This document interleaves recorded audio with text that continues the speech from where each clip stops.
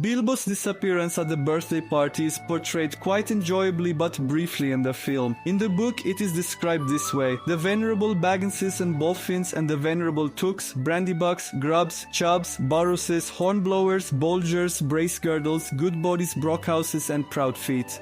Proud feet, shouted an elderly hobbit. Today is my 111th birthday. Hooray, hooray! They shouted too many more years and pounded the tables with joy. I have gathered you for a specific purpose, actually for 3 separate purposes. First of all, a tremendous cheer and applause was heard to say how much I like all of you, that 111 years is too short a time to live among such excellent and admirable hobbits. I don't know half of you as well as I would like, and I like less than half of you half as well as you deserve. A few claps were heard, but most didn't quite understand. My second purpose was to celebrate my birthday. Actually, I should say our birthday, because of course today is also the birthday of my heir and nephew Frodo. Together we reached the number 144. Your number was arranged to feed this marvelous total. A deathly silence and a guest's dissatisfaction were heard.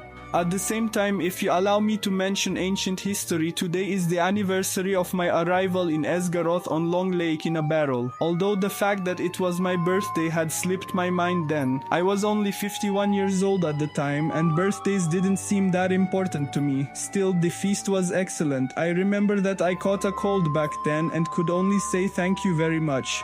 Now I can repeat this more properly. Thank you very much for coming to this little feast I gave, he said, the third and the last. I will announce something. He said the word announcement so loudly and suddenly that everyone sober enough to stand was on their feet. As I have said before, although 111 years is a very short time to spend among you, I regret to announce that this is the end. I am leaving, I am departing now. Farewell. He stepped down from the chair he was standing on and disappeared. A blinding light had flashed and all the guests blinked their eyes. When they opened their eyes, Bilbo was nowhere to be seen, and Mr. Bilbo Baggins was never seen again by any hobbit in Hobbiton. Apart from the long dialogues, the only part that is very different from the film is that when he becomes invisible, there is a flash of light. We learn a few pages later that it was Gandalf who did this. I think it's quite an enjoyable section in both the book and the film. What do you think?